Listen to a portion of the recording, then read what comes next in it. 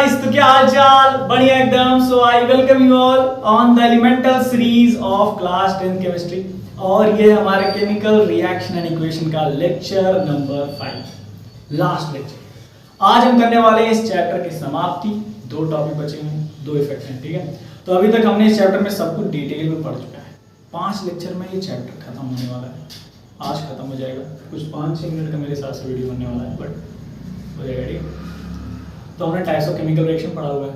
Types of chemical reaction में हमारा last हमने पढ़ा था रिडॉक्स रिएक्शन, और उसमें पढ़ा था ऑक्सीडेशन रिएक्शन। तो ऑक्सीडेशन रिएक्शन के 2 इफेक्ट हैं हमारे एवरीडे लाइफ में। हम देखते हैं कि जहाँ पर ऑक्सीडेशन हो रहा है तो उसके चलते 2 इफेक्ट देखने को मिलता है। तो आज हम वो दोनों इफेक्ट पढ़ने वाले हैं, उसके बाद चैप्टर खत्म। तो कॉपी और पेन निकालें, नोट्स बनाना स्टार्ट करें, क्योंकि बेस्ट मेमोराइजिंग पावर लिखने से आती है।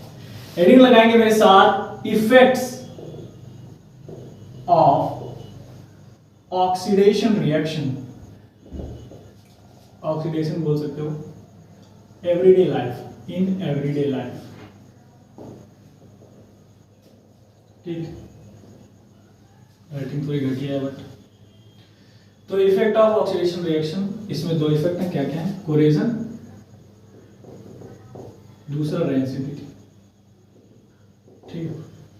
अब होता क्या है, सबसे पहले कोरेजन पे ध्यान देते हैं। कोरेजन यार होता है ना, एक प्रोसेस है जिसमें कोई भी मेटल मतलब अपना जितना उसका अमाउंट है ना वो घटता जाता है। मतलब ऑक्सीजन से रिएक्ट करता है जब ना, तो वो अपने अमाउंट में उसका एक एक करके पार्ट लेयर हटती जाती है। ऑक्सीजन से रिएक्ट करके उसे डैमेज करता जाता है, धीरे धीरे वो खत्म हो जाता है। एक कोरेजन का पार्ट है, इसमें कोई भी मेटल हो सकता है। और इसका जेन्युइन जो रीजन होता है वो या तो ऑक्सीजन होता है या फिर मॉइस्चर या कोई केमिकल, ठीक है। अगर मैं इसकी डेफिनेशन की बात करूं तो corrosion is a process in which metal are eaten up gradually, मतलब धीरे धीरे होता है, धीरे धीरे थोड़ा टाइम लगता है, by the action of air, by the action of air, ठीक है। और या क्या कह सकते हो, मॉइस्चर या फिर केमिकल। फील देने की कोशिश की। मैं क्या कह रहा हूं? मैं कह रहा हूं कि जैसे कोई मेटल है तो धीरे धीरे जब ऑक्सीजन से रिएक्ट करता है या फिर उसके साथ मॉइस्चर में कांटेक्ट आता है या कोई केमिकल उसमें डाल देते हैं, वो गलना स्टार्ट हो गया या फिर उसकी लेयर हटनी चालू हो गई, ठीक है। इसका बेस्ट एग्जांपल क्या है? Rusting of iron. ये तो देखा ही होगा आपने, रस्टिंग ऑफ आयरन क्या होता है इसमें? इसमें होता है आयरन जो होता है ना वो रस्ट, उसमें क्या बोलते हैं, जंग लग जाती है, धीरे धीरे वो टाइम टू टाइम खत्म होता जाता है, ठीक है।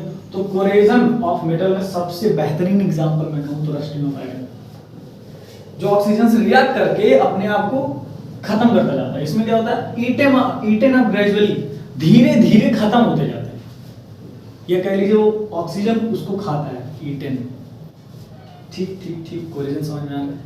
कुछ है नहीं, मतलब आसान सा टॉपिक, थोड़ा सा है, थोड़ा सा पूछा जाता है, ये एग्जांपल पूछ लेते हैं कोरेजन ऑफ मेटल के, बस बोर्ड में इतना ही आता है। बट फिर भी हम लोग पढ़ रहे हैं क्योंकि आता तो है। आगे चलें, मिटा दें इसको, आगे चलें, बहुत आसान। अगला टॉपिक हमारा रेंसिडिटी। और रेंसिडिटी थोड़ा सा लंबा टॉपिक है क्योंकि इसमें कुछ प्रिवेंशन वगैरह भी है, ठीक है। अब ध्यान से सुनिए, रेंसिडिटी में क्या होता है? रेंसिडिटी में क्या होता है? जैसे कोई ऐसा फूड जो फ्रूट नहीं, जिसमें फैट या ऑयल मिला हुआ है, जिसको हम फ्राई करके बना रहे होते हैं। मोमो फ्राई नहीं, और ये फ्राई चीज़ होती है तो बनाते हैं, ठीक है। तो उसमें क्या होता है, अगर वो ऑक्सीजन से रिएक्ट करता है या फिर हम लोग उसको ज़्यादा देर तक रखे हुए ऐसे हैं, ठीक है, ऑक्सीजन के कांटेक्ट में आ गया वो, तो वो अनप्लीजेंट स्मेल करना स्टार्ट कर देता है, स्टेल हो जाता है, वो सड़ने लगता है, क्या बोलते हैं उसको, एलगी आ जाती है, थोड़ा हरा हरा टाइप। आप उसमें चाहे कोई मिठाई अगर आप उसे खुला रख देंगे तो उसमें आपको रेंसिड देखने को मिल जाएगा, ठीक है। कभी ट्राई कीजिएगा, कोई मिठाई आए इधर उधर से, उसको रख के देखिए, फील आएगा, ठीक है। तो रेंसिडिटी का एग्जांपल अगर देखूं तो जैसे आप कोई चिप्स लीजिए और उसको फाड़ के और रख दीजिए, कुछ दिन बाद आपको पता चल जाएगा, एक दिन या टाइम लगता है 12-13 घंटे बाद आपको देखने को मिल जाएगा कि वो खराब हो चुका है। क्यों? क्योंकि ऑक्सीजन के कांटेक्ट में आ जाता है, ठीक है। तो जब ऑक्सीजन कांटेक्ट में आया तो उस जैसे ही वो खाने लायक नहीं हुआ, उसमें से अनप्लेजेंट स्मेल निकलने लगी, तो उस फूड को हम रैंसिड बोलने लगेंगे। क्या बोलने लगेंगे? रैंसिड। रैंसिड वर्ड पे ध्यान दें, वर्ड पावर बढ़ानी चाहिए, ठीक है। वर्ड अगर देखिए, अगर आप नॉर्मल वर्ड यूज कर रहे हैं, ठीक है, पेपर की बात कर रहा हूँ, एग्जाम में अगर लिख रहे हैं ना और नॉर्मली यूज कर रहे हैं जो अपने डेली लाइफ में यूज करते हैं ना, तो उतना इम्पैक्ट नहीं बना पाता एग्जामिनर पे। लेकिन अगर किताबी वर्ड यूज करना डेली लाइफ में शुरू कर दिया आप, तो अब जाहिर है कि एग्जाम में यूज कर पाएंगे। उसी हिसाब से तो अच्छा लगता है कि हम पढ़ा हुआ है, वो बुक से पढ़ा है, कहीं से पढ़ा है, क्योंकि इसे वर्ड पता है, ठीक है। तो एक अलग इम्पैक्ट पड़ता है कि समझ रहे हैं ना मेरी बात, ठीक। तो रैंसिडिटी में ये रैंसिड एक वर्ड होता है, उस फूड को हम रैंसिड बोलेंगे जब कि वो अनप्लीजेंट स्मेल निकालने लगे, यानी खराब हो जाए। क्यों खराब हुआ? ऑक्सीजन से कांटेक्ट में आके, ठीक। और वो कंडीशन जो क्रिएट होती है पूरी ऑक्सीजन से रिएक्ट करके, वो जो कंडीशन क्रिएट हो रही है, कंडीशन का मतलब समझते हैं ना, वो एक सिचुएशन, वो एक एटमॉस्फेयर, उसको बोलते हैं रैंसिडिटी। क्या बोलते हैं? Rancidity. The condition which is produced when the oxygen react with the fat and oil containing food. तो जब लिख देते हैं, ये क्या है? The condition which is produced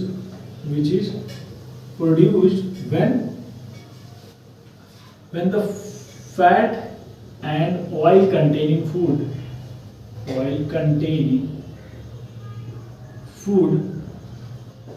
reacts with oxygen, और कह सकते हैं get contact with oxygen। Oxygen मतलब समझ रहे हैं ना, O2। हाँ भाई, जिसकी वजह से जितना है आप सांस ले रहे हैं। Condition which is produced when the fat and oil containing food react with oxygen, मतलब समझना। तो जब रिएक्ट करता है तो उसकी वजह से वो खराब हो जाता है, अनप्लीजेंट स्मेल निकालने लगता है, तो वो कंडीशन जो क्रिएट होती है रैंसिडिटी होगी। और जो फूड है, अब वो फूड को हम क्या बोलेंगे? रैंसिड, ठीक है। अब आखिरी टॉपिक ये है कि रैंसिडिटी, एक फूड को रैंसिड होने से बचाने के लिए कि प्रिवेंशन कुछ 6 बताए गए हैं किताब में, वो 6 मैं यहाँ लिखता हूँ ताकि आपको फील आ जाए कि मान लीजिए अगर कहीं बचाना है, आपका फेवरेट मिठाई है उसको बचाना है, तो उसको बचाने के लिए आप वो प्रिवेंशन कर सकते हैं, ठीक है। तो मिटा दो इसको। आई होप कि आपको समझ में आ रहा होगा।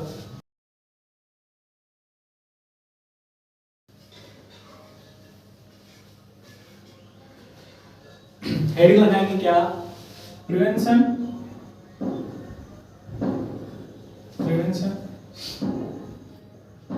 To protect food. कौन से food? Fat and oil containing. सिर्फ फैट एंड ऑयल कंटेनिंग में रैंसिडिटी देखने को मिलता है, पॉइंट टू बी नोटेड, ठीक है। प्रोटेक्ट फूड फ्रॉम रैंसिडिटी, समझा है?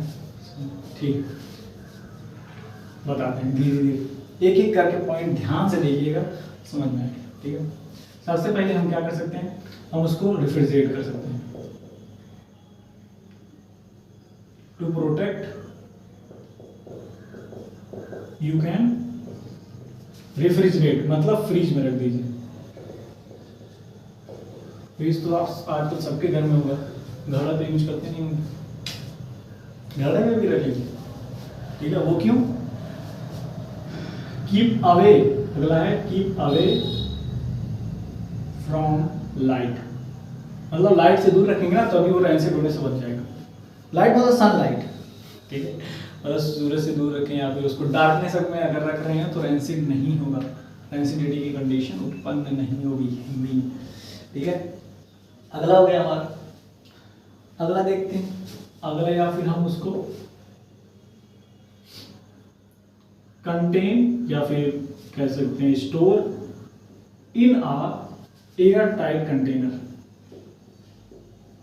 क्योंकि भाई ऑक्सीजन से रिएक्ट करेगा तभी तो कुछ होगा। जब रिएक्ट नहीं करेगा, एयर टाइट कंटेनर में बंद रहेगा, तो ऑक्सीजन तो घुसने वाला है नहीं, तो रिएक्शन तो होगा नहीं, ठीक है।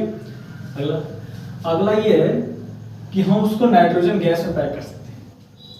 You can pack it in nitrogen gas.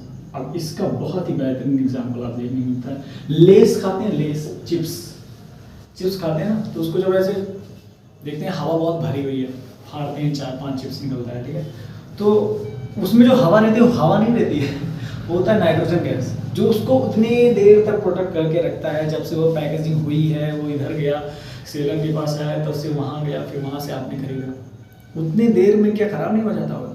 हो जाता अगर उसमें नाइट्रोजन गैस नहीं होती। समझ में आया?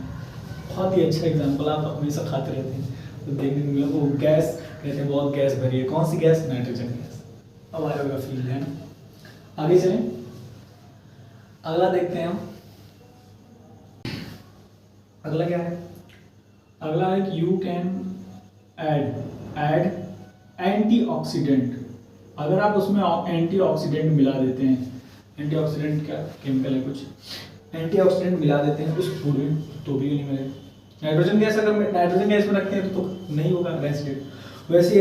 वैसे अगर हम क्या मिला देते हैं? Antioxidant. You can add antioxidant to protect it from rancidity, to protect it from rancidity. लिख दिया कुछ भी, स्क्रीनशॉट लेना है ले लीजिए। फिलहाल मैं कहूँ तो कॉपी पेन में लिखना है, हमेशा मोबाइल पे निर्भर नहीं रहना चाहिए। तो ये प्रिवेंशन था कि रेंसिडिटी से अगर किसी फूड को, कैसे फूड को जिसमें फैट या ऑयल कंटेन है, उस फूड को अगर बचाना है आपको रेंसिडिटी से, तो आपको क्या करना है? या तो उसको रेफ्रिजरेट कर दीजिए, या तो लाइट से दूर रखिए, या फिर उसको एक एयर टाइट कंटेनर में रख दीजिए, या फिर उसको नाइट्रोजन गैस में रख दीजिए। मतलब उसके पास कोई ऑक्सीजन नहीं होना चाहिए, वो पूरा नाइट्रोजन गैस में ही इमर्ज होना चाहिए। और लास्ट है कि आप उसमें एक एंटीऑक्सीडेंट मिला दीजिए। ठीक, एंटीऑक्सीडेंट मतलब समझ में आया? मतलब वो जो ऑक्सीजन को आने ही नहीं देगा।